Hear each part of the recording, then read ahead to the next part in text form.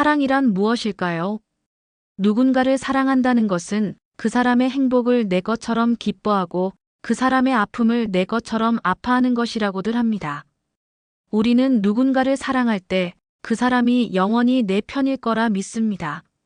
함께한 시간이 길수록 그 믿음은 더 단단해집니다. 이 사람만은 나를 배신하지 않을 거야. 우리가 함께한 시간들이 있잖아. 이만큼 희생했는데 알아주겠지. 하지만 때로는 가장 가까운 사람에게서 가장 깊은 상처를 받기도 합니다. 오늘 들려드릴 이야기는 한 여자가 배신의 순간에서 무너지지 않고 일어서기로 결심한 기록입니다. 10여 년을 함께한 남편, 그 남편의 뒤에 숨겨진 또 다른 얼굴, 그리고 그 진실을 마주한 한 여자의 선택. 이것은 복수의 이야기가 아닙니다. 생존의 이야기입니다. 오늘은 내 생일이었습니다. 42번째 생일. 아침에 눈을 떴을 때 남편은 이미 거실에 나가 있었습니다. 커피 끓이는 냄새가 복도를 타고 흘러왔습니다. 오늘은 좀 다를까? 매년 생일이 되면 작은 기대를 품곤 했습니다. 꽃다발이나 케이크는 아니더라도 생일 축하해라는 한마디 정도는 들을 수 있지 않을까 하는. 하지만 거실로 나갔을 때 남편은 핸드폰만 들여다보고 있었습니다. 아, 일어났어? 그게 전부였습니다. 나는 부엌으로 가서 아이의 아침 식사를 준비했습니다. 토스트 2장, 달걀 프라이 하나, 우유 한 잔. 늘 하던 대로. 아들이 학교 가방을 메고 나왔습니다. 엄마 다녀올게요. 현관문이 닫히는 소리. 그리고 다시 찾아온 정적. 남편은 여전히 소파에 앉아 핸드폰 화면만 응시하고 있었습니다. 무언가에 몰두한 듯 때때로 미소를 짓기도 했습니다. 그 미소가 낯설었습니다. 내게는 한 번도 보여준 적 없는 미소였으니까. 결혼한 지 13년째였습니다. 돌이켜보면 결혼 생활이 순탄했던 적은 없었습니다. 남편은 연예인이었습니다. 드라마에도 나오고 예능 프로그램에도 출연하는 사람. 대중에게는 가족을 사랑하는 좋은 남편으로 알려져 있었죠. 하지만 카메라가 꺼진 뒤에 그는 달랐습니다. 예민했고 변덕스러웠고 자주 화를 냈습니다. 너는 왜 이것밖에 안 돼? 다른 집 와이프들은 다 알아서 하던데. 내가 누구 덕분에 먹고 사는지 알아? 그런 말들이 일상이었습니다. 처음에는 반박했습니다. 나도 이래. 나도 벌어. 당신만 힘든 게 아니야.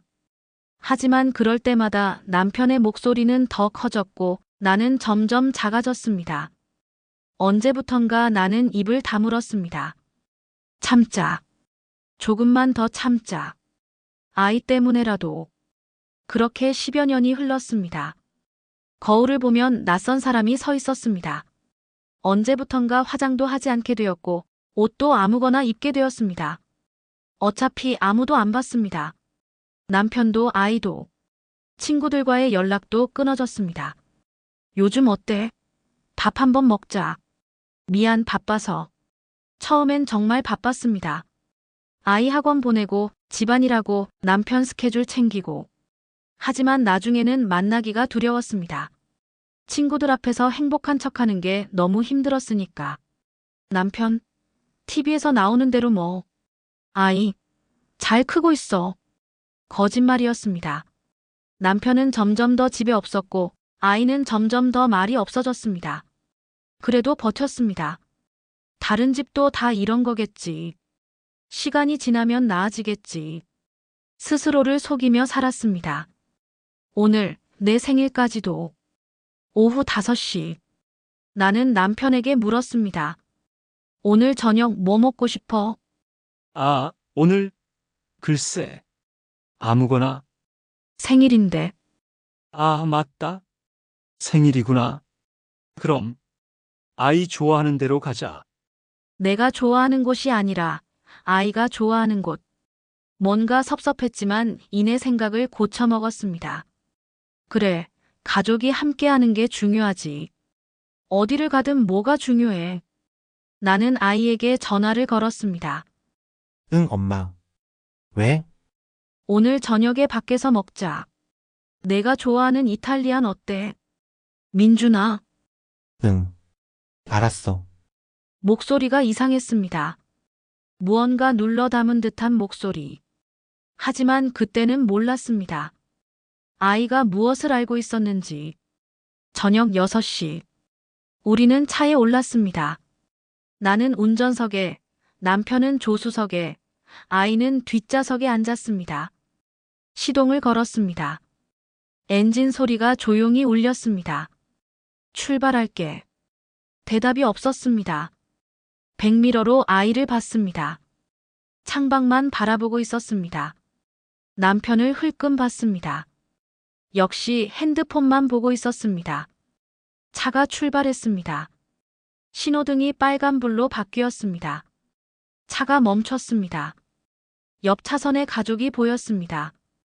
아빠가 운전을 하고 엄마가 뒷자리에서 아이와 이야기하고 있었습니다. 웃고 있었습니다. 부러웠습니다. 신호가 바뀌었습니다. 다시 출발했습니다.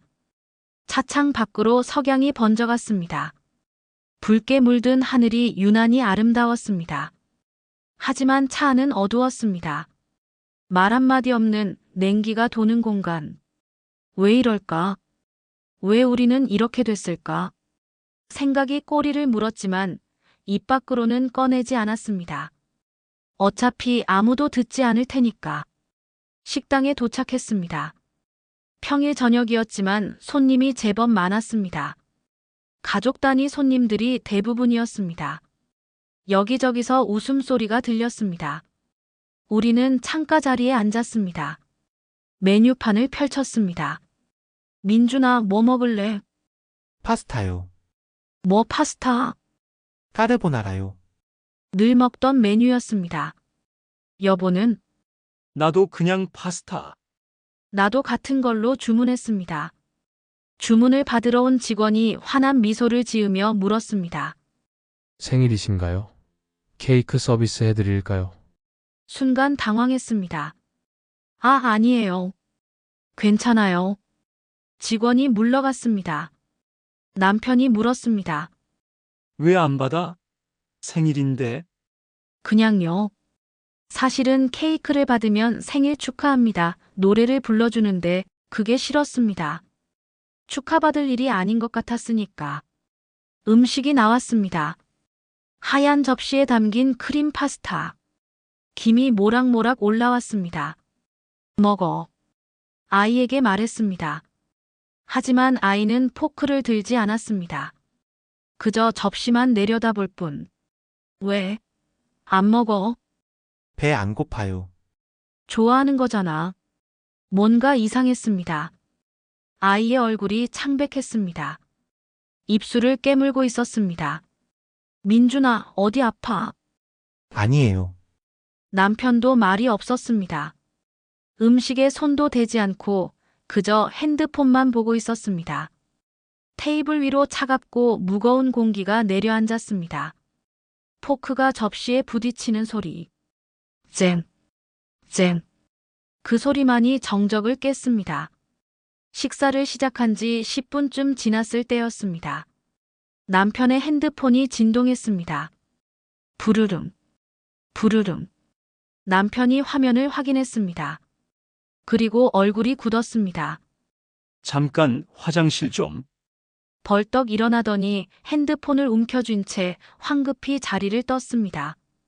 남편의 뒷모습을 보며 묘한 위화감이 들었습니다.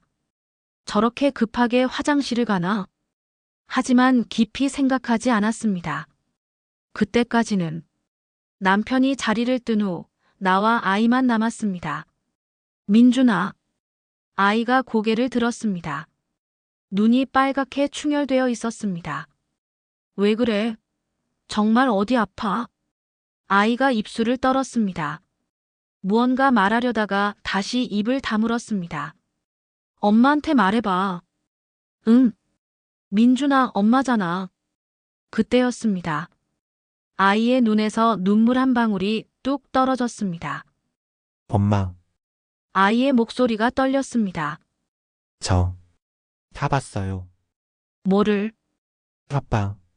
카톡이요. 순간 심장이 쿵 내려앉았습니다. 무슨 소리야?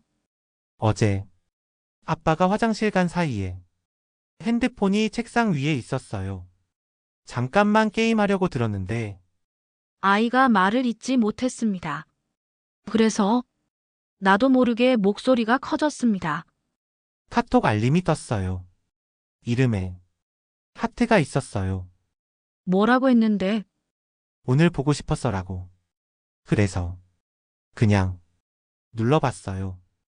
그 다음은 대화 내용이 엄마, 아이가 흐느끼기 시작했습니다. 말해봐. 뭐라고 써 있었어? 키스하고 싶다. 여보라고 불러도 돼. 응, 조심하자. 그런 말들이 13살 아이의 입에서 절대 나와서는 안 될 말들이 끝도 없이 쏟아졌습니다. 다음 주에 만나자. 아내 눈치 봐야 해서. 우리 아이는 언제 보여줄 거야? 조금만 기다려줘. 머릿속이 하얘졌습니다. 주변의 소음이 사라졌습니다. 식당의 웃음소리도 음악 소리도 모든 것이 멀어졌습니다. 마치 누군가 내 뺨을 세차게 내리친 것 같았습니다. 현기증이 났습니다. 하지만 동시에 묘하게도 모든 것이 또렷해지기 시작했습니다. 지난 몇 달이 주마등처럼 스쳐 지나갔습니다. 부쩍 늘어난 출장. 이번 주말에 부산 가야 해. 다음 주는 대구. 촬영 스케줄이 잡혀서 시댁에서의 잦은 외박. 어머니가 편찮으시대. 오늘은 거기서 자야겠어. 일주일에 두세 번씩. 누군가와 통화할 때면 유난히 밝아지던 얼굴. 응, 알았어. 그래. 그렇게 말하며 환하게 웃던 모습. 나한테는 한 번도 그렇게 웃어준 적 없는데. 아이에게 점점 냉랭해지던 태도. 아빠 오늘 학교에서. 나중에 얘기해. 피곤해. 아빠 이거 봐줘. 바빠. 엄마한테 물어봐. 아이가 점점 말을 아꼈던 이유. 이제야 알았습니다.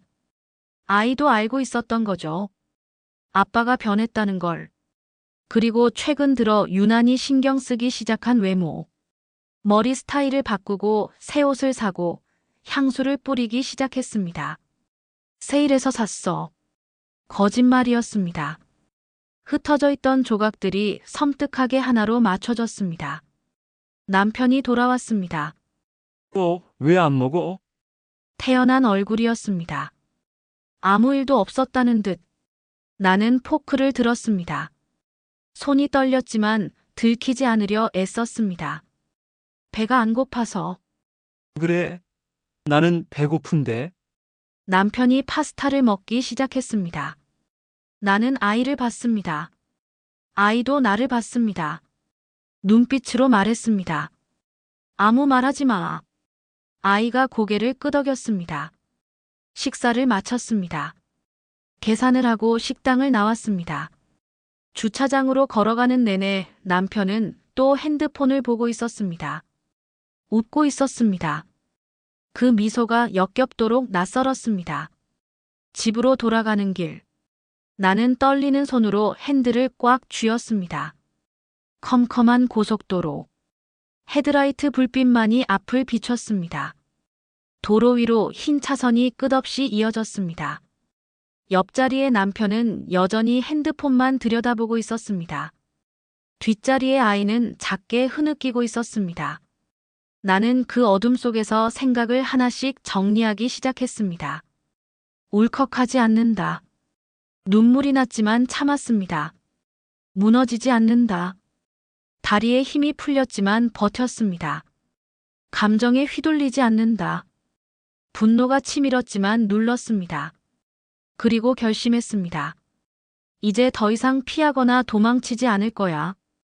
증거를 모을 거야. 그리고 맞서 싸울 거야. 집에 도착했습니다. 먼저 들어가.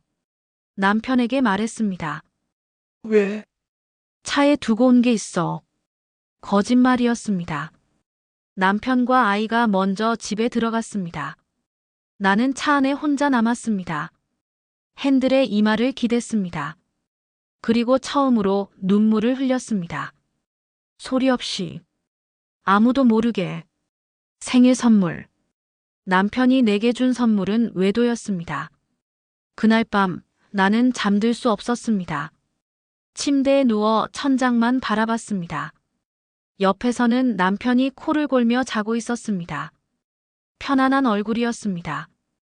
양심의 가책도 없이, 죄책감도 없이 그렇게 평화롭게 자고 있었습니다. 시계를 봤습니다. 자정을 넘긴 시각. 아이 방에서 작은 소리가 들렸습니다. 흐느끼는 소리. 일어나서 아이 방으로 갔습니다. 문을 조심스럽게 열었습니다.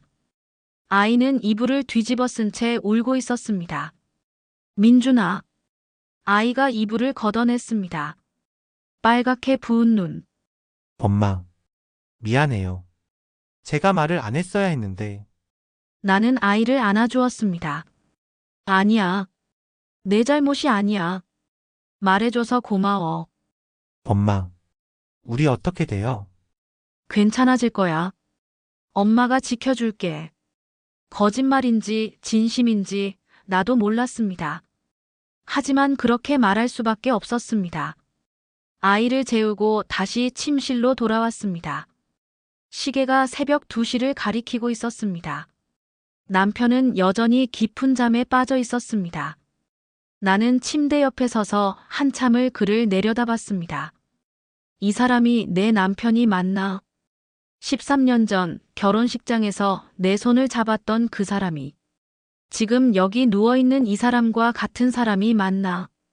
사랑한다고 속삭이던 그 목소리가 지금 다른 여자에게도 똑같이 속삭이고 있을까?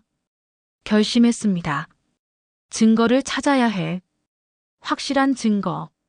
감정만으로는 안 됩니다. 추측만으로도 안 됩니다.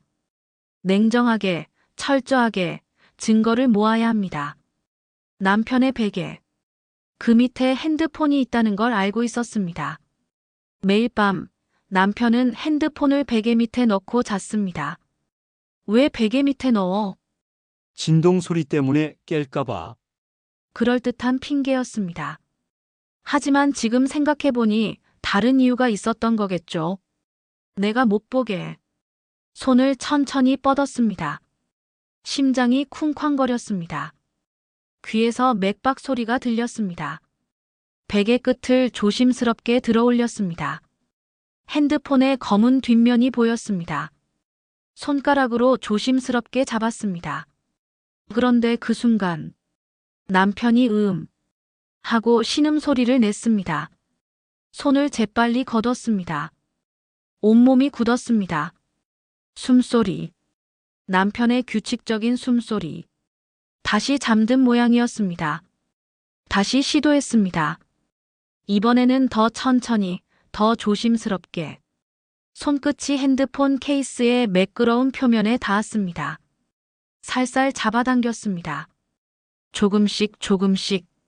하지만 핸드폰을 절반쯤 빼냈을 때 남편이 또다시 뒤척였습니다. 이번엔 몸을 돌렸습니다. 나를 향해. 나는 숨을 죽였습니다. 제발, 제발 깨지 마. 남편의 눈꺼풀이 떨렸습니다. 끝났다. 그렇게 생각했습니다. 하지만 남편은 눈을 뜨지 않았습니다. 그저 한숨을 한번 쉬고는 다시 고요해졌습니다. 세 번째 시도. 이번이 마지막이라는 생각으로 남편이 다시 한번 옆으로 돌아 누웠습니다. 나에게서 등을 돌린 채. 바로 지금이야. 손을 재빨리 뻗었습니다. 베개를 들어 올렸습니다. 핸드폰을 낚아챘습니다. 그리고 침대 밑으로 몸을 숨겼습니다. 심장이 터질 것 같았습니다. 침대 위에서 남편이 뒤척이는 소리가 들렸습니다. 나는 숨을 참았습니다. 침대 스프링이 삐걱 소리를 냈습니다. 남편이 손을 뻗는 소리. 베개를 더듬는 소리. 들켰다. 하지만 그때 남편이 다시 누웠습니다. 다시 코 고는 소리가 들렸습니다. 침대 밑에 엎드린 채 핸드폰을 켰습니다. 화면이 환하게 빛났습니다. 비밀번호 입력창. 뭘까? 우리 결혼 날짜를 입력했습니다. 512. 틀렸습니다. 빨간 글씨. 아이의 생일을 입력했습니다. 1208. 틀렸습니다. 또 빨간 글씨. 손에 땀이 났습니다. 한 번만 더 틀리면 지문 인식으로 바뀔 거야. 마지막 시도. 남편의 생일. 327. 또. 열렸습니다. 홈 화면. 수많은 앱 아이콘들. 그 중에서 카카오톡을 눌렀습니다. 채팅방 목록이 나타났습니다. 맨 위에 가장 최근 대화가 보였습니다. 수진. 하트 이모티콘이 붙은 이름. 손가락이 떨렸습니다. 하지만 눌렀습니다. 화면에 펼쳐진 대화 내용. 오늘 보고 싶었어. 나도. 근데 애가 감기 걸려서 일찍 들어와야 했어. 네? 우리 애? 키읔키읔, 아직은 내 애지. 언제 우리 애 될까? 조금만 기다려. 다 정리할게. 정리라니? 무섭게 들려요. 키읔키읔, 괜찮아. 잘 될 거야. 다 정리한다고. 무엇을? 나를, 아이를, 우리 가족을. 스크롤을 내렸습니다. 더 내렸습니다. 오늘 힘들었어. 집에서 또 싸웠어. 많이 힘들지? 내가 위로해 줄게. 너만 있으면 돼. 나도 빨리 만나고 싶어. 다음 주 부산 가는 거 맞지? 3일 호텔은? 늘 가던 곳. 알았어. 나도 핑계 대고 나갈게. 더 내렸습니다. 사진도 있었습니다. 둘이 함께 찍은 사진. 식당에서, 카페에서, 호텔 로비에서. 남편이 환하게 웃고 있었습니다. 내가 본 적 없는 얼굴. 내게는 한 번도 보여준 적 없는 미소. 옆에 여자는 내 또래로 보였습니다. 긴 생머리. 화사한 화장. 그녀도 웃고 있었습니다. 행복해 보였습니다. 감정은 나중에. 지금은 증거를 모아야 할 때. 나는 내 핸드폰을 꺼냈습니다. 그리고 남편의 핸드폰 화면을 하나하나 사진으로 찍기 시작했습니다. 찰칵. 대화 내용. 찰칵. 사진들. 찰칵. 통화 기록. 찰칵. 찰칵. 찰칵. 카메라 셔터 소리가 너무 크게 들렸습니다. 침대 위에서 남편이 뒤척이는 소리. 나는 셔터 소리를 끄고 계속 찍었습니다. 결제 내역도 확인했습니다. 펜디 청담 플래그십 124만 원. 샤넬 압구정 85만 원. 루이비통 명동 210만 원. 숨이 막혔습니다. 이 돈이 다 어디서 나온 걸까? 우리 집 돈. 내가 모은 돈. 분노가 치밀었습니다. 하지만 참았습니다. 계속 사진을 찍었습니다. 나중에 화내자. 지금은 증거. 장면 8위기의 순간. 그런데 갑자기 침대 위에서 남편의 목소리가 들렸습니다. 뭐 하는 거야? 머릿속이 하얘졌습니다. 들켰다. 남편이 침대에서 벌떡 일어났습니다. 나는 재빨리 남편의 핸드폰을 베개 밑으로 밀어 넣었습니다. 그리고 침대 밑에서 기어 나왔습니다. 뭐야? 왜 거기 있어? 귀걸이. 귀걸이 떨어져서. 손에는 내 핸드폰만 들려 있었습니다. 핸드폰 불 켜고 찾았어. 한밤중에? 귀걸이가 비싼 거라서. 거짓말이었습니다. 하지만 남편은 더 이상 묻지 않았습니다. 찾았어? 응.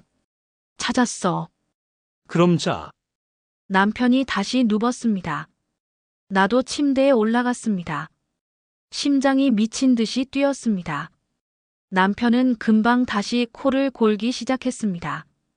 나는 조용히 일어났습니다. 화장실로 들어갔습니다. 문을 잠갔습니다. 변기 뚜껑을 내리고 그 위에 앉았습니다. 그리고 내 핸드폰을 켰습니다. 갤러리를 열었습니다. 방금 찍은 사진들이 그곳에 있었습니다. 하나하나 확인했습니다. 선명했습니다. 증거로 충분했습니다. 그제야 눈물이 쏟아졌습니다. 소리 내지 않으려 수건으로 입을 막았습니다. 흐느꼈습니다. 한참을 눈물을 닦았습니다. 세면대에서 찬물로 얼굴을 씻었습니다. 거울을 봤습니다. 부은 눈, 창백한 얼굴. 하지만 눈빛은 이전과 달랐습니다. 더 단단해져 있었습니다. 침실로 돌아가려다가 문득 생각이 들었습니다. 혹시 더 숨겨놓은 게 있지 않을까? 남편이 쓰던 방으로 갔습니다. 옷장을 열었습니다. 서랍을 뒤졌습니다. 하지만 별다른 건 없었습니다. 그런데 옷장을 닫으려는 순간 묘한 느낌이 들었습니다. 벽과 옷장 사이의 틈. 너무 좁아서 손이 겨우 들어갈 정도. 시도해봤습니다. 팔을 쭉 뻗었습니다. 손끝에 뭔가 닿았습니다. 끌어당겼습니다. 검은색 가방. 묵직했습니다. 가방을 열었습니다. 숨이 멎었습니다. 돈다발이 가득 들어 있었습니다. 5만 원권. 빽빽하게 쌓여 있었습니다. 대충 세어봐도 수천만 원은 되어 보였습니다. 이게 뭐지? 어디서 나온 돈이지?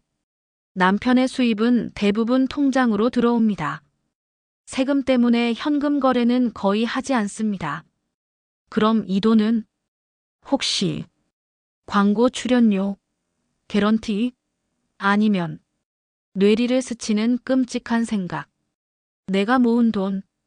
나는 10여 년간 악착같이 돈을 모았습니다. 건물을 사기 위해. 통장이 여러 개 있었습니다. 정기예금, 적금, 투자 계좌. 남편도 비밀번호를 알고 있었습니다. 설마. 급히 거실로 나가 노트북을 켰습니다. 인터넷 뱅킹에 접속했습니다. 로그인. 계좌 내역 확인. 첫 번째 통장. 잔액 500만 원. 어라. 분명 2천만 원이 있었는데. 두 번째 통장. 잔액 100만 원. 이건 3천만 원이 있었는데. 손이 떨렸습니다. 세 번째 통장. 잔액 50만 원. 이건 5천만 원이 있었습니다. 적금. 해지됨. 7천만 원짜리 적금이 해지되어 있었습니다. 총 1억 7천만 원. 사라졌습니다. 출금 내역을 봤습니다. 모두 ATM 출금, ATM 출금, ATM 출금. 현금으로 뽑아간 겁니다. 남편이. 장롱 뒤에 검은 가방. 혹시. 다시 방으로 가서 가방을 확인했습니다. 대충 세어봤습니다. 약 8천만 원 정도 되어 보였습니다. 나머지 돈은 9천만 원은 어디로 간 걸까? 그리고 왜 남편은 이 돈을 여기에 숨겨놓은 걸까? 답은 하나. 세금. 재산 분할 때 세금 안 내려고. 그리고 나한테 안 들키려고. 이 돈이 있다는 걸 숨기려고. 치밀한 새끼. 분노가 치밀었습니다. 하지만 동시에 이상한 쾌감도 느껴졌습니다. 들켰다, 이 새끼야. 나는 가방을 다시 장롱 뒤에 넣었습니다. 그리고 사진을 찍었습니다. 가방의 위치, 돈다발, 통장 출금 내역. 모두 증거입니다. 다시 화장실로 갔습니다. 세면대에서 찬물로 얼굴을 씻었습니다. 거울을 봤습니다. 부은 눈, 창백한 얼굴. 하지만 눈빛은 달랐습니다. 더 단단해져 있었습니다. 이제 계획을 세워야 했습니다. 더 많은 증거를 모은다. 상간녀를 찾아낸다. 대면한다. 법적 대응을 준비한다. 감정에 휘둘리면 안 됩니다. 냉정하게, 철저하게, 계산적으로. 이건 전쟁이야. 그리고 나는 질 수 없습니다. 아이를 위해서라도. 다음 날 아침. 나는 언제 그랬냐는 듯 평소처럼 아침을 준비했습니다. 토스트, 달걀, 우유. 남편이 거실로 나왔습니다. 잘 잤어? 나는 웃으며 말했습니다. 응. 남편도 아무렇지 않게 대답했습니다.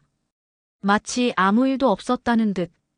아이가 학교에 갔습니다. 남편이 촬영장에 갔습니다.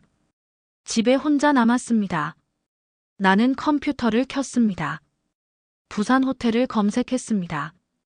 남편의 카드 결제 내역에 찍혀 있던 호텔 이름을 입력했습니다. 호텔 해운대. 나왔습니다. 예약 내역도 확인했습니다. 남편 명의로 이번 주말에 예약이 되어 있었습니다. 거기구나. 결정했습니다.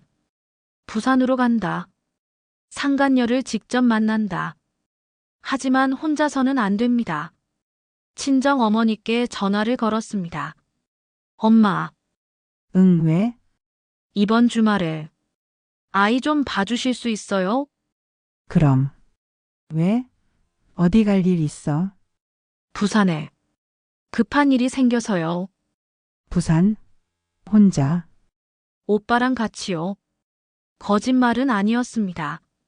친정 오빠에게도 도움을 청할 생각이었으니까. 알았어. 민준이 데리고 와. 감사합니다, 어머니. 그런데 무슨 일이야? 목소리가 이상한데. 나중에 말씀드릴게요. 알았어. 조심해서 다녀와. 전화를 끊었습니다. 다음은 친정 오빠. 오빠는 서울에서 작은 회사를 운영하고 있었습니다. 전화를 걸었습니다. 오빠, 왜? 무슨 일이야? 이번 주말에 시간 있어? 토요일은 약속 있는데 왜? 꼭 필요해. 부산 같이 가줄 수 있어? 부산? 갑자기 왜? 나는 잠시 망설였습니다. 그리고 말했습니다. 남편이 바람 피워. 전화기 너머로 오빠의 거친 숨소리가 들렸습니다. 뭐라고? 증거 다 있어. 확실해. 그 새끼가 오빠의 목소리가 낮아졌습니다. 토요일 약속 취소할게. 언제 출발해? 새벽에. 알았어. 같이 간다. 고마워, 오빠. 뭘? 당연한 거지. 남편의 핸드폰에서 상간녀의 정보를 찾았습니다. 이름 박수진. 나이 39세. 직업 요가 강사. 주소 부산 해운대구. SNS 계정도 찾았습니다. 인스타그램을 열어봤습니다. 수많은 사진들.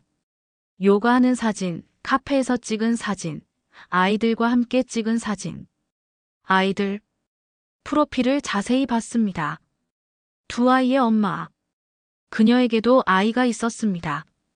갑자기 분노보다 허탈함이 밀려왔습니다. 저 여자도 엄마인데 어떻게 다른 가정을 무너뜨릴 생각을 하지? 더 찾아봤습니다. 남편과 함께 찍은 사진은 없었습니다. 당연하겠죠. 하지만 최근 올린 사진들을 보니 장소가 익숙했습니다. 남편의 카톡에서 본 바로 그 카페, 그 식당, 그 거리. 틀림없었습니다. 토요일 새벽 5시. 나는 어머니 댁에 아이를 맡겼습니다. 엄마. 조심해서 다녀와요. 아이가 내 손을 꼭 잡았습니다. 응. 걱정 마. 금방 올게. 엄마. 아빠한테는 말 안 했죠? 당연하지. 비밀이야. 아이를 안아주었습니다. 오빠의 차에 탔습니다. 준비됐어? 응. 무서워? 조금. 괜찮아. 내가 옆에 있잖아. 차가 출발했습니다. 서울에서 부산까지 5시간. 긴 여정이었습니다. 고속도로를 달리며 생각했습니다. 이 먼 거리를 남편은 매주 왔다 갔다 했구나. 사랑이라면 이 정도 거리는 문제가 안 되는 걸까? 그럼 나는 뭐지?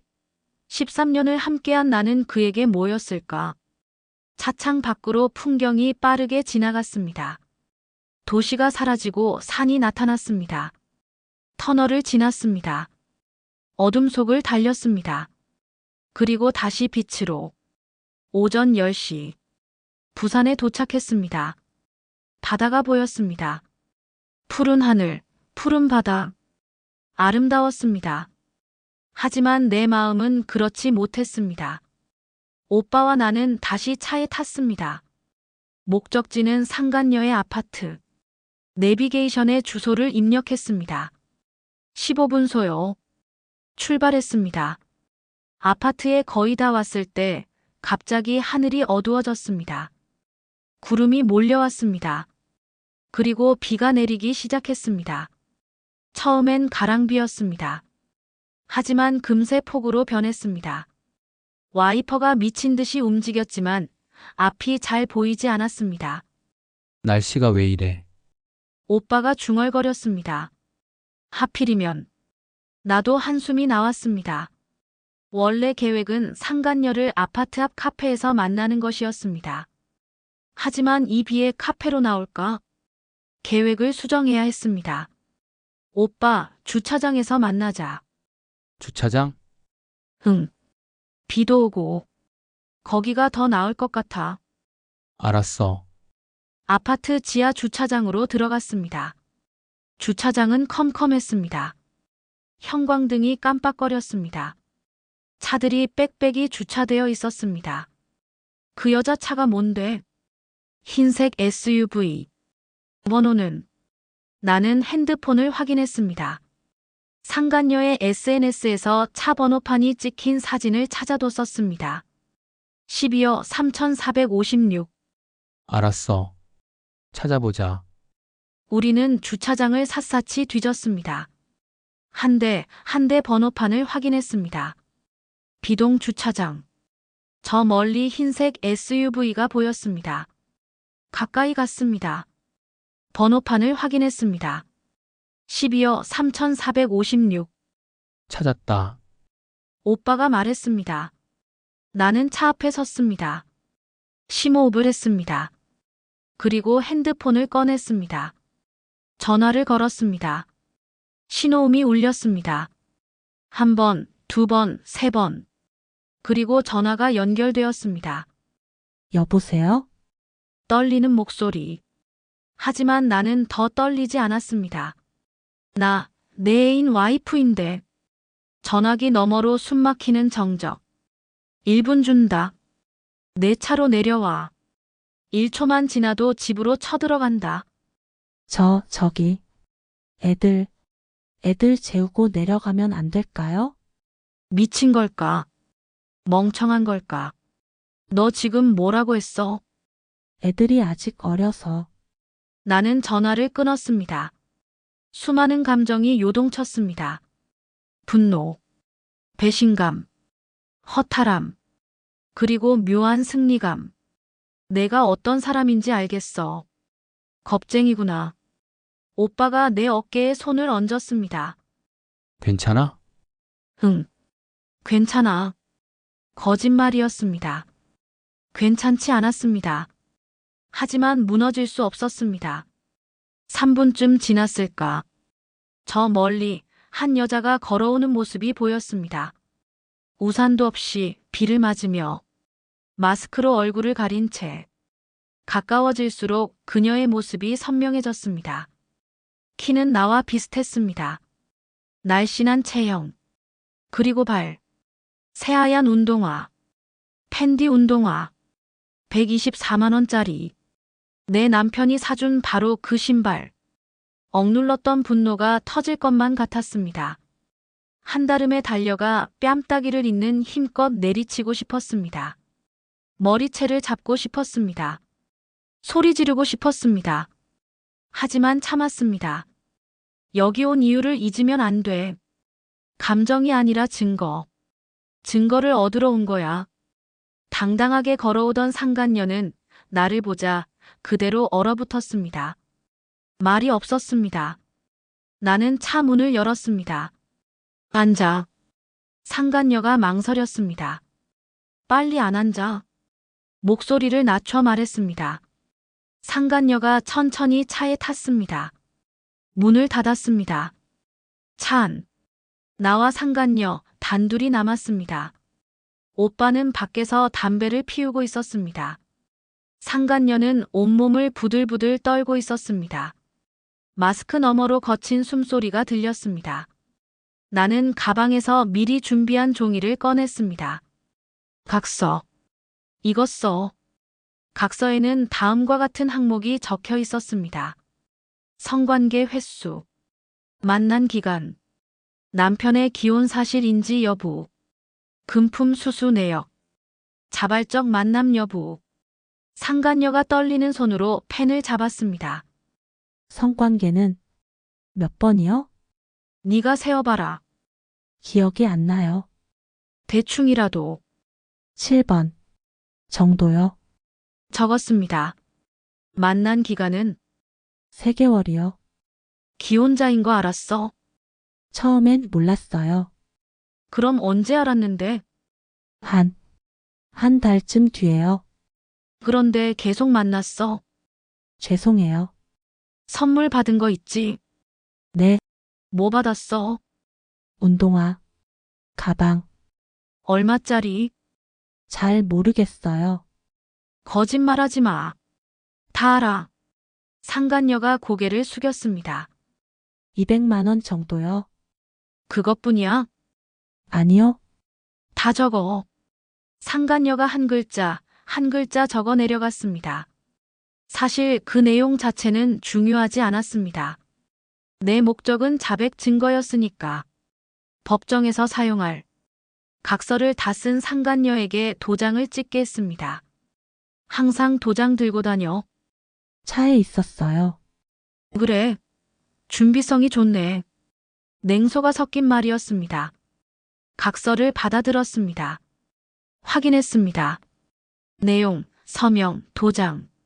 완벽했습니다. 잘 들어.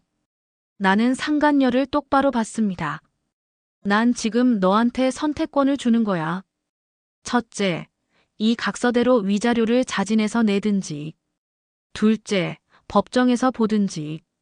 선택해. 상간녀가 울기 시작했습니다. 죄송해요. 정말 죄송해요. 사과는 필요 없어. 선택이나 해. 제가 잘못했어요. 용서해 주세요. 용서? 용서를 바라. 나는 웃었습니다. 차갑게. 너, 내 남편이 바람 피면 용서할 거야? 내 아이들이 아빠의 외도 사실을 알게 되면 어떻게 될 것 같아? 상간녀의 얼굴이 새하얗게 질렸습니다. 나는 내가 아니야. 내 아이는 이미 알았어. 아빠가 다른 여자랑 사귀고 있다는 걸. 13살 아이가 아빠 카톡 보고 울면서 나한테 말했어. 죄송해요. 사과는 됐어. 일주일 안에 답 줘. 이 번호로 연락해. 명함을 건넸습니다. 그리고 차에서 내렸습니다. 차를 몰고 호텔로 돌아가는 길. 오빠가 물었습니다.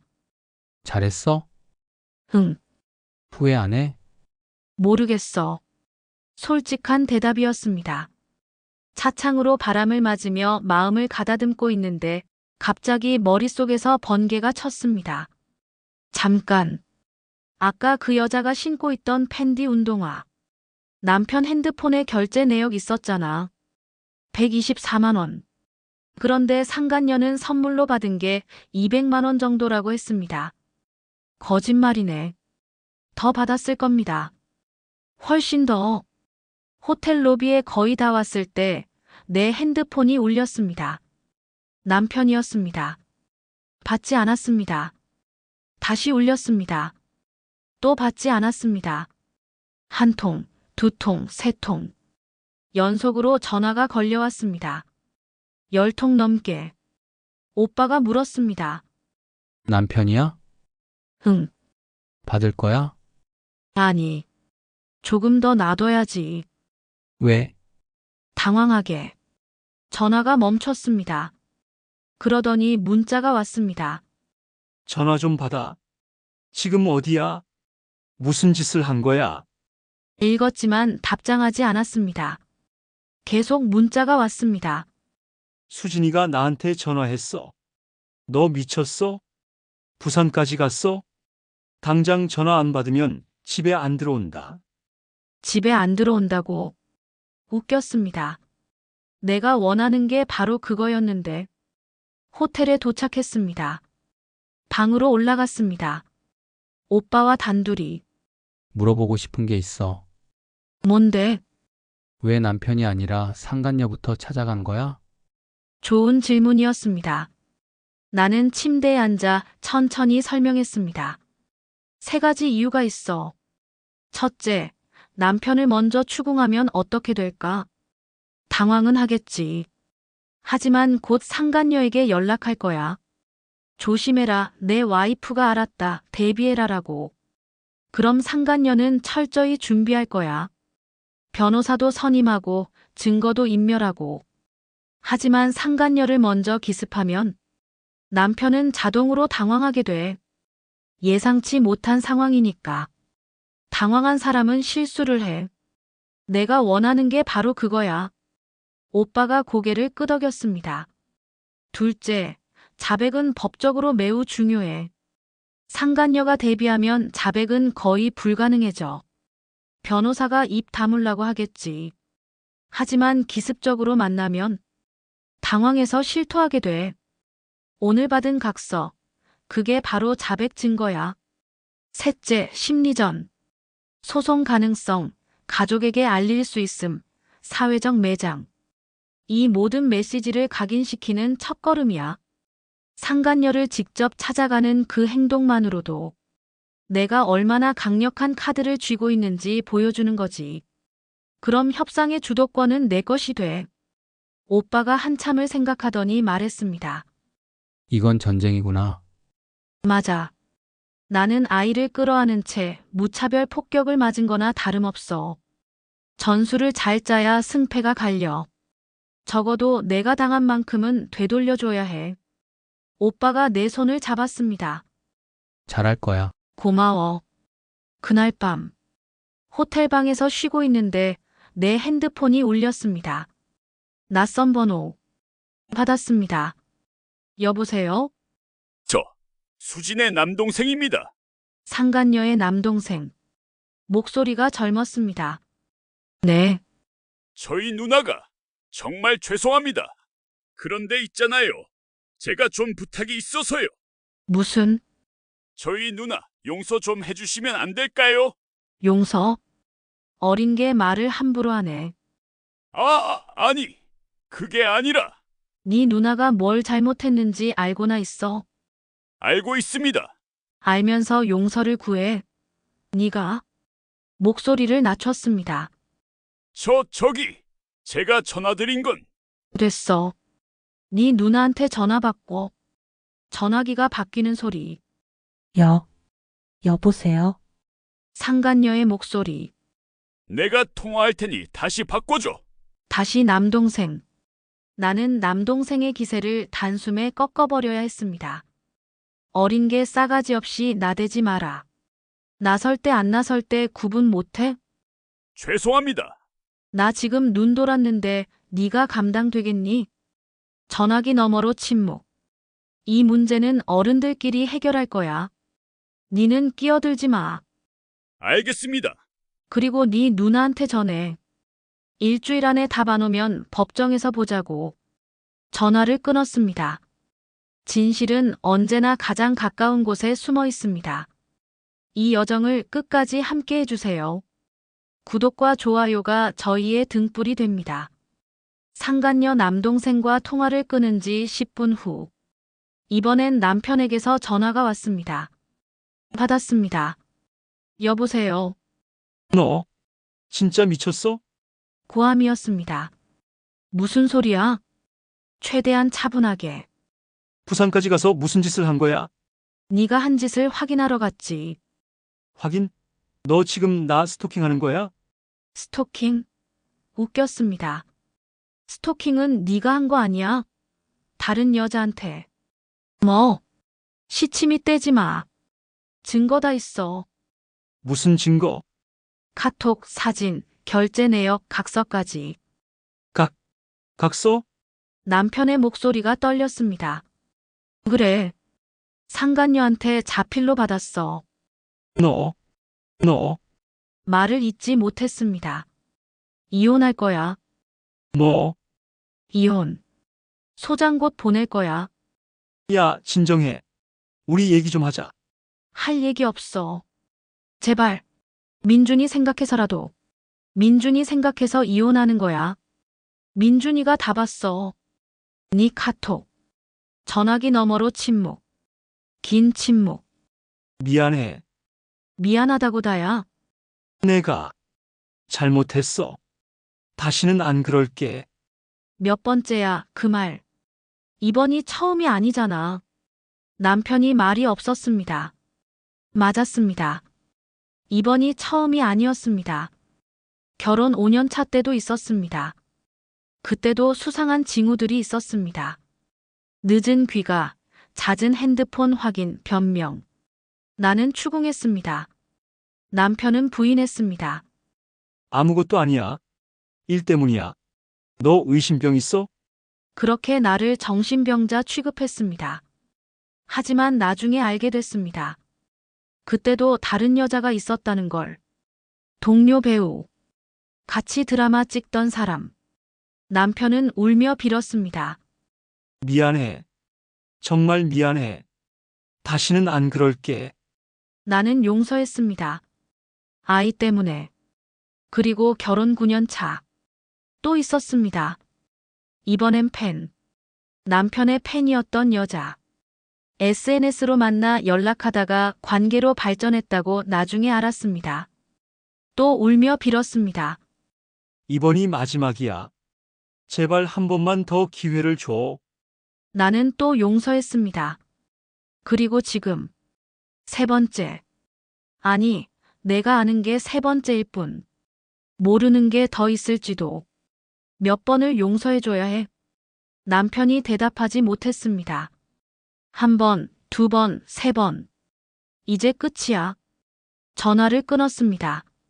서울로 돌아온 다음 주 월요일. 나는 변호사 사무실을 찾아갔습니다. 추천받은 변호사. 이혼 소송 전문. 안녕하세요. 중년의 여성 변호사가 나를 맞았습니다. 앉으세요. 어떤 일로 오셨어요? 이혼 상담 때문에요. 네. 상황 좀 말씀해 주시겠어요? 나는 준비해간 서류들을 꺼냈습니다. 카톡 대화 캡처, 사진들, 결제 내역, 상간녀의 자필 각서, 숨겨진 현금 사진, 통장 출금 내역. 변호사가 하나하나 꼼꼼히 살폈습니다. 이 정도면 증거로 충분합니다. 정말요? 네. 특히 이 각서가 결정적이에요. 그리고 재산 은닉 시도 증거도 있고요. 위자료도 받을 수 있나요? 당연하죠. 상간녀한테도 청구 가능합니다. 얼마나 받을 수 있어요? 남편한테는 5천에서 1억, 상간녀한테는 3천에서 5천 정도 예상됩니다. 그렇군요. 재산 분할도 당연히 받으실 수 있고요. 남편이 재산 분할은 안 준다고 버티면요. 법적으로 권리가 있으니 강제 집행 가능합니다. 변호사가 자신 있게 말했습니다.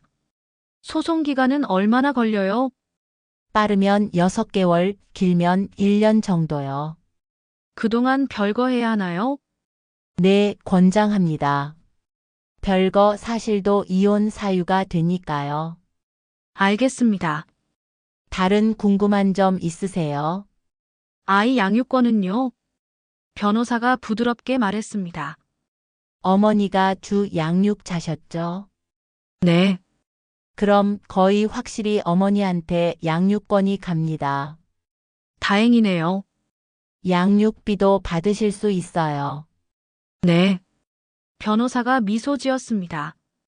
잘 준비하셨어요. 증거 수집을 정말 철저히 하셨네요.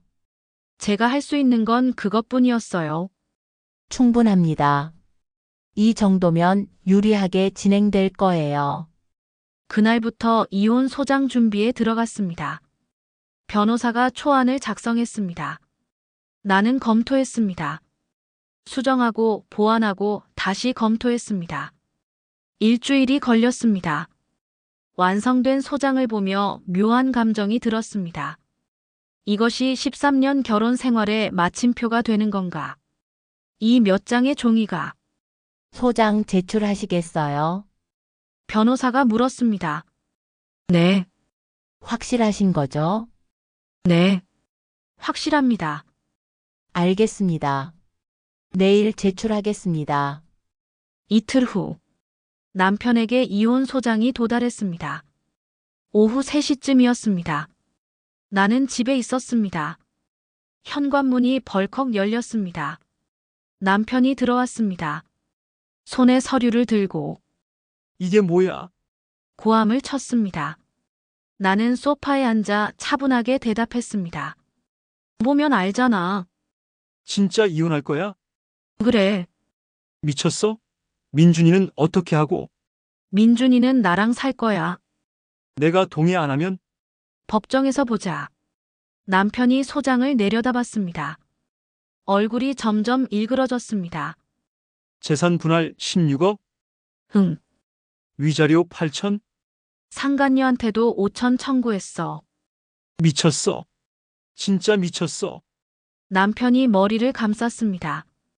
재산 분할은 한 푼도 못 줘. 남편이 이를 갈며 말했습니다. 네가 번 돈이 아니잖아. 내가 번 거야. 내 기여분도 있어. 기업은 집에서 빈둥거린 게 나는 웃었습니다. 차갑게. 빈둥거렸다고. 13년 동안 집안일하고 아이 키우고 네 뒷바라지 하면서 그건 그게 아무것도 아닌 거야? 남편이 말을 잇지 못했습니다. 법은 그렇게 보지 않아. 변호사도 16억은 받을 수 있다고 했어. 시발. 남편이 소장을 바닥에 내팽개쳤습니다. 그리고 말없이 집을 나갔습니다. 문이 쾅 닫혔습니다. 남편이 나간 후 집은 조용했습니다. 너무 조용했습니다. 나는 소파에 앉아 한참을 멍하니 허공을 바라봤습니다. 13년. 함께한 시간이 주마등처럼 스쳐 지나갔습니다. 결혼식장에서 손을 잡았던 날, 신혼여행 갔던 날, 아이가 태어났던 날, 처음 이사 왔던 날, 행복했던 순간도 분명 있었습니다. 많지는 않았지만 있긴 있었습니다. 하지만 이제 그 기억마저 빛을 잃었습니다. 배신의 무게가 모든 것을 짓눌러버렸습니다. 저녁. 학교에서 돌아온 아이가 물었습니다. 엄마 아빠는요? 나갔어. 언제 와요? 모르겠어. 아이가 내 얼굴을 가만히 바라봤습니다. 엄마 이혼하는 거죠? 숨길 수 없었습니다. 흥. 그럴 줄 알았어요. 아이가 덤덤하게 말했습니다. 미안해. 왜요? 엄마가 좋은 가정을 만들어주지 못해서. 아이가 고개를 저었습니다. 아니에요. 엄마 잘못 아니에요. 아빠 잘못이에요. 아이가 내 손을 잡았습니다. 엄마 이혼하면 우리 어떻게 돼요? 우리는 괜찮아질 거야. 진짜요? 흥. 오히려 더 편안해질 거야. 그럼 됐어요. 아이가 말했습니다. 저는 엄마랑 같이 있으면 돼요. 눈물이 났습니다. 아이를 안아주었습니다. 고마워, 민준아. 엄마야말로 고생 많았어요. 사흘 후 남편이 짐을 가지러 집으로 돌아왔습니다. 나는 이미 남편의 짐을 현관에 쌓아뒀습니다. 이게 뭐야? 네 짐이야. 이제 여기 네 집 아니야. 미쳤어? 내 집인데? 공동명의야. 나도 권리 있어. 남편이 이를 갈았습니다. 좋아. 그럼 나도 변호사 선임할 거야. 그래 해. 이혼 안 해줄 거야. 그럼 재판으로 가자. 남편이 짐을 들고 나갔습니다. 현관문이 다시 닫혔습니다. 일주일 후 상간녀에게서 연락이 왔습니다. 여보세요. 떨리는 목소리. 나예요. 박수진이요. 응, 저기, 합의하고 싶어요. 합의. 네, 소송은 피하고 싶어서요. 얼마 줄 건데? 제가 가진 돈이 많지 않아서요. 얼마냐고. 1,000만 원. 어떨까요? 웃음이 나왔습니다. 1,000만 원. 내가 청구한 게 얼마인데? 5천만 원이요. 그걸 알면서 1,000만 원? 제발. 아이들도 있고, 남편도 모르고, 네 남편 모른다고. 네, 말 못했어요. 왜? 무서워서요. 그래. 그럼 내가 네 남편한테 전화할까? 안 돼요. 제발. 상간녀가 울기 시작했습니다. 그럼 5천 준비해. 5천은 정말 어려워. 그럼 법정에서 보자. 잠깐만요. 3천. 3천까지 마련해 볼게요. 언제까지? 한 달만 시간 주시면 생각해 봤습니다. 좋아. 한 달. 3천 준비해. 그 대신 각서 하나 더 써줘야 해. 무슨? 앞으로 내 남편이랑 일체 연락 안 한다는 각서. 네, 지키지 않으면 그때는 네 남편한테도 다 말할 거야. 알겠습니다. 전화를 끊었습니다. 변호사 사무실로 갔습니다. 장롱 뒤에서 찾은 돈 사진과 통장 출금 내역을 제출했습니다. 이게 뭔가요? 변호사가 물었습니다. 남편이 숨겨놓은 현금이에요. 그리고 제 통장에서 무단으로 인출한 내역이고요. 얼마나 되는데요? 현금이 약 8천만 원, 출금 내역은 1억 7천만 원이요. 어디서 찾으셨어요? 집 옷장 뒤에요. 변호사가 자료를 확인했습니다. 이건 증거로 쓸 수 있어요. 정말요? 네, 재산 은닉 시도죠. 그럼 재산 분할 청구액을 늘릴 수 있나요? 당연하죠. 게다가 부인 계좌에서 출금된 내역도 있으시니까요. 변호사가 서류를 검토했습니다. 이 정도면 재산 분할액 상향 조정 가능합니다. 17억에서 20억까지도 청구 가능해요. 17억이요? 네, 남편이 재산 은닉을 시도했다는 명백한 증거니까요. 웃음이 나왔습니다. 잘했어, 여보. 덕분에 증거 하나 더 생겼네. 며칠이 지나서 법원에서 첫 조정 기일이 잡혔습니다. 나와 남편 양측 변호사가 모였습니다. 조정위원이 말했습니다. 양측이 합의점을 찾아보시죠. 남편 측 변호사가 입을 열었습니다. 재산 분할 17억은 과도합니다. 어떤 근거로 그렇게 말씀하시나요? 우리 변호사가 반박했습니다. 의뢰인이 주소득원이고 배우자는 가사 노동만 했습니다.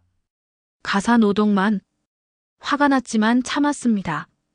우리 변호사가 말했습니다. 배우자의 가사 노동과 양육이 의뢰인의 경제 활동을 가능하게 했습니다. 이는 법적으로 인정되는 기여분입니다.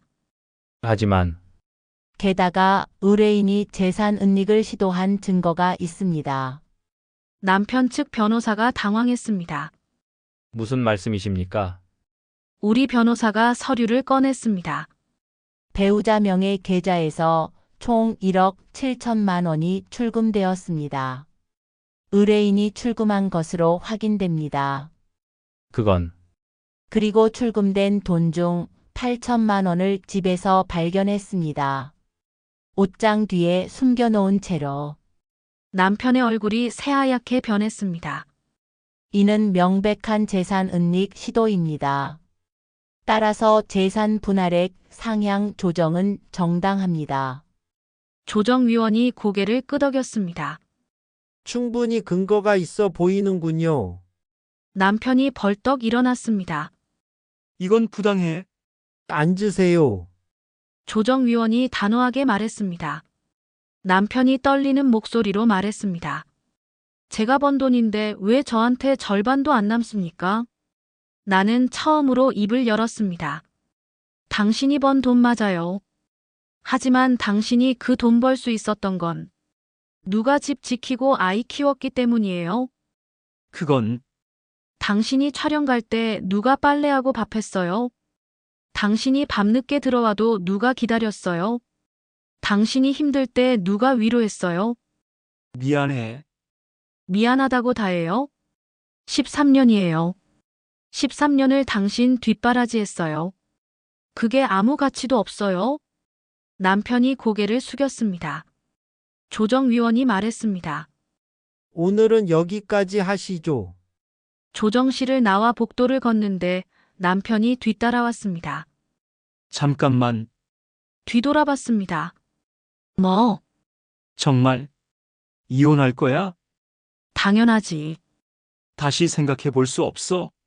없어. 제발. 한 번만 더 기회를 줘. 기회. 몇 번을 줘야 해? 첫 번째, 두 번째, 세 번째. 이제 지쳤어. 남편이 내 팔을 잡았습니다. 손 치워. 제발. 치우라고. 목소리를 높였습니다. 남편이 손을 놨습니다. 너 변했어. 내가 스스로 변한 게 아니야. 당신이 변하게 만든 거지. 뒤돌아 걸어갔습니다. 남편의 목소리가 뒤에서 들렸습니다. 후회할 거야. 멈추지 않았습니다. 계속 걸었습니다. 그날 밤 집에 돌아와 오래 생각했습니다. 남편은 연예인입니다. 이미지가 중요한 직업. 만약 외도 사실이 알려지면 당연히 타격을 받겠죠. 광고 계약 해지, 프로그램 하차, 팬들의 등돌림. 그렇게 되어야 하나? 아니면 조용히 이혼만 하고 끝낼까? 고민했습니다. 하지만 남편의 말이 떠올랐습니다. 후회할 거야. 그리고 첫 조정에서 보였던 뻔뻔한 태도. 재산 분할 한 푼도 못 줘. 결심했습니다. 세상이 알아야 해. 이 사람의 진짜 모습을. 카메라 앞에 착한 남편이 아니라 카메라 뒤에 바람둥이를. 나는 노트북을 켰습니다. 연예 전문 매체의 제보 이메일 주소를 찾았습니다. 이메일을 작성하기 시작했습니다. 국민 사랑꾼 남편 땡땡땡의 숨겨진 민낯. 저는 연예인 땡땡땡의 배우자입니다. 그는 방송에서 가족을 사랑하는 좋은 남편으로 알려져 있습니다. 하지만 그것은 거짓입니다. 손가락이 떨렸습니다. 하지만 계속 썼습니다. 그는 최소 3명의 여성과 부적절한 관계를 맺었습니다. 가장 최근에는 부산에 거주하는 요가 강사와 3개월간 관계를 유지했습니다. 증거가 있습니다. 카카오톡 대화 내용, 함께 찍은 사진, 호텔 결제 내역, 상간녀에 잡힐 각서. 또한 그는 제가 10여 년간 모은 돈 1억 7천만 원을 몰래 인출해 숨겼습니다. 이혼 소송 진행 중이며 모든 증거는 법원에 제출되었습니다. 국민 여러분께 알려드립니다. 연예인 땡땡땡은 여러분이 아는 그런 사람이 아닙니다. 이메일을 다시 읽어봤습니다. 마우스를 전송 버튼 위에 올렸습니다. 클릭하려는 순간 망설여졌습니다. 정말 보낼까? 이건 돌이킬 수 없는 일이야. 한번 보내면 끝이야. 하지만 아이의 얼굴이 떠올랐습니다. 눈물 흘리며 카톡 내용 말하던 그 얼굴. 클릭했습니다. 전송 완료. 화면에 메시지가 떴습니다. 돌이킬 수 없게 되었습니다. 다음 날 아침. 아직 기사는 나오지 않았습니다. 언론사에서 사실 확인 중이겠죠. 나는 평소처럼 아이의 아침을 준비했습니다. 민준아, 일어나. 네, 아이가 눈을 비비며 나왔습니다. 잘 잤어? 네, 오늘 학교 끝나고 할머니 댁에 갈 거야. 왜요? 엄마가 처리할 일이 좀 있어서. 무슨 일인데요? 나중에 얘기해 줄게. 아이가 내 얼굴을 가만히 바라봤습니다. 엄마, 무슨 일 벌이셨어요? 엄마 그 표정 나 알아요. 똑똑한 아이였습니다. 아빠 일 때문에 기사가 좀 날 거야. 무슨 기사요? 외도 관련. 아이의 눈이 커졌습니다. 엄마가 제보했어요. 응, 잘하셨어요. 뭐?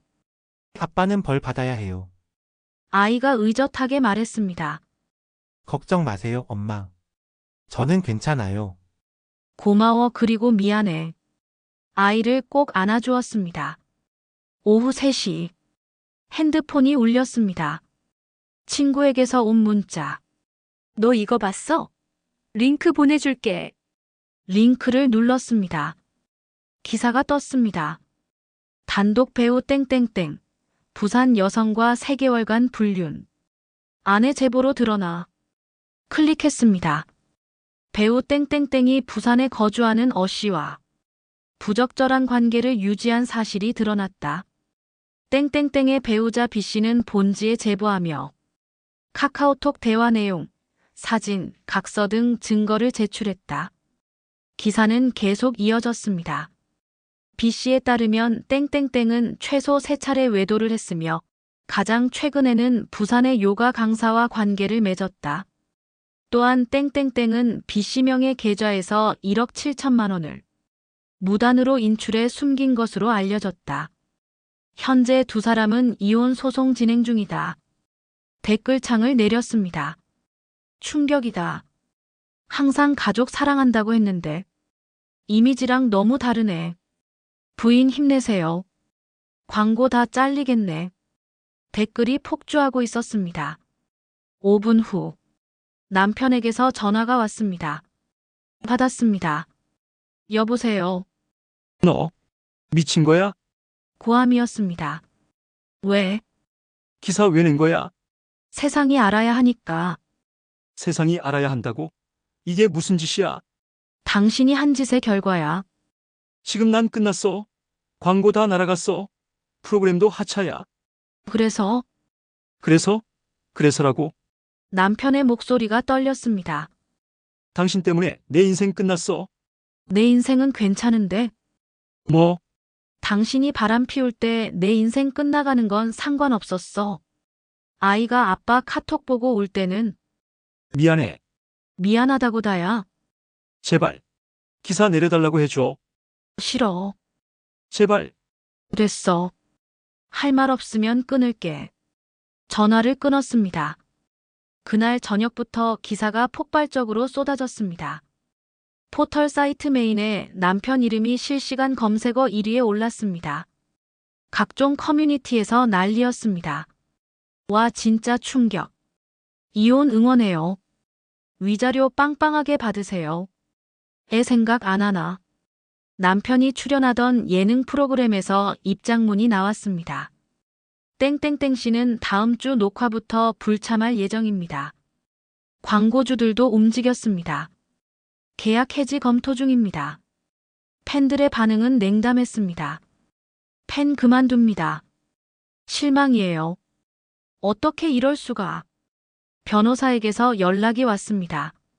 언론 보도 덕분에 협상이 수월해질 것 같아요. 정말요? 네. 남편 측에서 빨리 마무리 짓고 싶어 할 겁니다. 좋네요.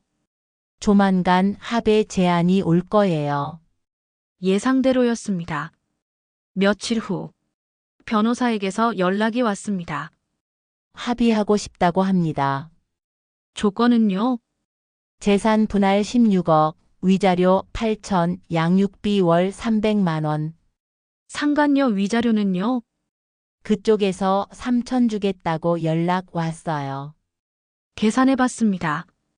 재산 분할 16억, 위자료 8천만 원, 3천만 총 17억 1천만 원. 그리고 양육비 월 300만 원. 처음 요구했던 것보다 적지 않았습니다. 받아들이시겠어요? 생각해봤습니다. 더 받아낼 수도 있겠죠. 하지만 이제 지쳤습니다. 빨리 끝내고 새로운 삶을 시작하고 싶었습니다. 좋아요. 합의할게요. 알겠습니다. 서류 준비하겠습니다. 한 달 후 최종 합의가 이루어졌습니다. 법원에서 이혼 확정 판결이 났습니다. 13년 결혼 생활이 끝났습니다. 이혼 판결이 나던 날, 나는 법원 앞 계단에 앉았습니다. 가을 햇살이 따스했습니다. 바람이 불어왔습니다. 머리카락이 날렸습니다. 아이가 내 손을 꼭 잡았습니다. 엄마, 이제 어떻게 돼요? 웃으며 대답했습니다. 이제 시작이야. 시작이요. 응. 우리 둘만의 새로운 시작. 아이도 웃었습니다. 좋아요, 엄마. 지난 세월이 아무 의미 없는 것처럼 느껴져 허탈했습니다. 13년. 함께 웃고, 함께 울고, 함께 살았던 시간. 하지만 동시에 이제야 내 인생이 시작된다는 것도 알았습니다. 13년이 낭비가 아니었습니다. 배움이었습니다. 나를 지키는 법, 아이를 지키는 법, 내 가치를 아는 법을 배웠습니다. 그리고 무엇보다 참는 것이 사랑이 아니라는 것을, 희생이 미덕이 아니라는 것을, 나 자신을 지키는 것이 가장 중요하다는 것을. 저녁. 아이와 단둘이 외식을 했습니다. 아이가 좋아하는 이탈리안 레스토랑. 몇 달 전 내 생일날 갔던 바로 그곳. 하지만 분위기는 전혀 달랐습니다. 민준아, 네? 힘들었지? 조금요. 미안해. 괜찮아요.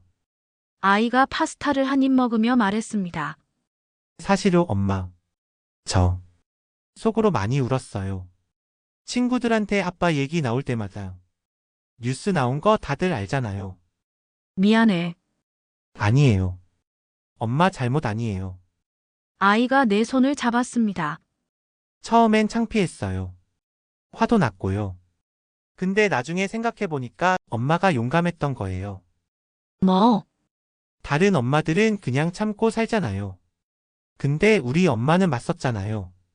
그게 멋있었어요. 눈물이 났습니다. 고마워, 민준아. 엄마야말로 고생하셨어요. 앞으로는 더 행복하게 살자. 네. 아이가 환하게 웃었습니다. 오랜만에 보는 진짜 웃음이었습니다. 며칠 후, 나는 작은 사무실 하나를 계약했습니다. 10여 년 만에 다시 시작하는 일.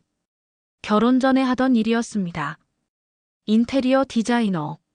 사무실은 작았지만 아늑했습니다. 창문으로 햇살이 들어왔습니다.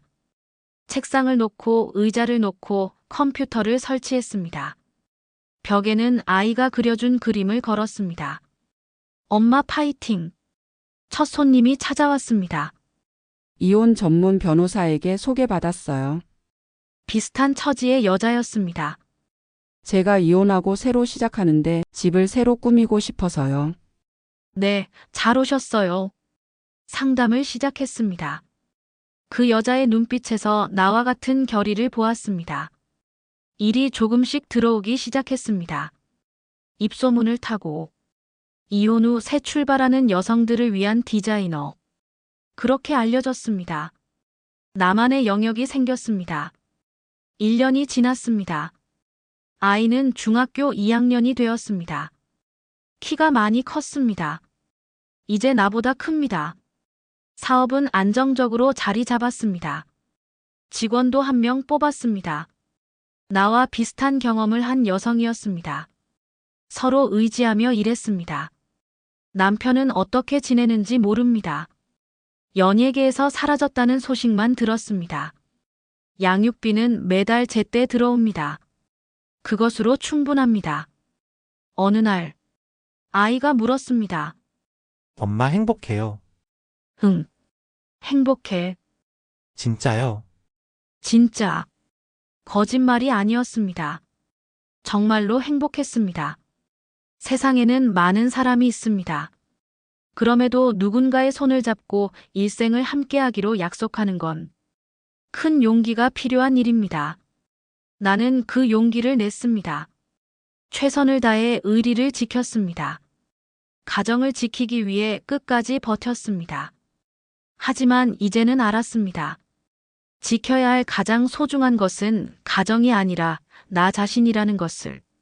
참는 것이 강함이 아니라 말하는 것이 강함이라는 것을. 용서가 미덕이 아니라 경계가 미덕이라는 것을.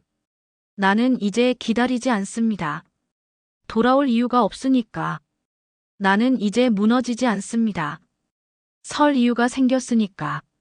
나는 이제 두렵지 않습니다. 잃을 것이 없으니까. 그리고 무엇보다 나는 이제 자유롭습니다. 진짜 나로 살 자유. 내 목소리를 낼 자유. 내 인생을 선택할 자유. 배신은 끝이 아니라 시작이었습니다. 진짜 나로 사는 삶의 시작. 내 목소리를 되찾는 여정의 시작. 세상에는 아직도 많은 사람들이 참고, 견디고, 숨기며 살고 있습니다. 아이 때문에, 체면 때문에, 경제적인 이유로 그렇게 자신을 죽이며 살아갑니다. 하지만 기억하세요. 당신은 피해자가 아니라 생존자입니다. 당신은 약자가 아니라 전사입니다. 당신은 혼자가 아닙니다. 이 이야기를 듣고 계신 당신, 혹시 비슷한 상황에 계신가요? 혹시 누군가의 배신으로 아파하고 계신가요? 혹시 참아야 하나 고민하고 계신가요? 말씀드립니다. 참는 것이 답이 아닙니다. 당신의 목소리를 내세요. 당신의 권리를 찾으세요. 당신의 인생을 살아가세요. 도움을 청하는 것은 약함이 아닙니다. 강함입니다. 용기입니다. 지혜입니다. 혼자 해결하려 하지 마세요. 주변의 도움을 청하세요. 법적인 조력을 받으세요. 당신의 인생은 당신의 것입니다. 누구도 함부로 짓밟을 수 없습니다. 누구도 당신의 가치를 깎아내릴 권리가 없습니다. 당신은 존중받을 자격이 있습니다. 사랑받을 자격이 있습니다. 행복할 자격이 있습니다. 오늘 들려드린 이야기의 주인공처럼 당신도 일어설 수 있습니다. 당신도 맞설 수 있습니다. 당신도 이길 수 있습니다. 기억하세요. 새벽이 가장 어두운 법입니다. 하지만 곧 해가 뜹니다. 당신의 새벽도 지나갈 것입니다. 그리고 당신만의 아침이 올 것입니다. 여기까지 함께 해주셔서 진심으로 감사드립니다. 음악, 서서히 페이드 아웃. 약자의 편에 서는 이야기를 계속 만들어 가겠습니다. 침묵 속에 갇힌 진실들을 세상에 꺼내겠습니다. 이런 이야기가 더 많은 분께 닿을 수 있도록 구독과 좋아요로 함께 걸어주세요. 댓글로 여러분의 이야기도 들려주세요. 혹시 비슷한 경험이 있으시다면, 혹시 누군가에게 힘이 되는 말을 전하고 싶으시다면 주저 말고 나눠주세요. 우리는 모두 연결되어 있습니다. 당신의 이야기가 누군가에게 큰 힘이 될 수 있습니다. 당신의 용기가 누군가의 첫걸음이 될 수 있습니다. 다음 이야기에서 또 만나요. 그때까지 건강하시고 행복하세요. 당신은 그럴 자격이 충분합니다. 감사합니다.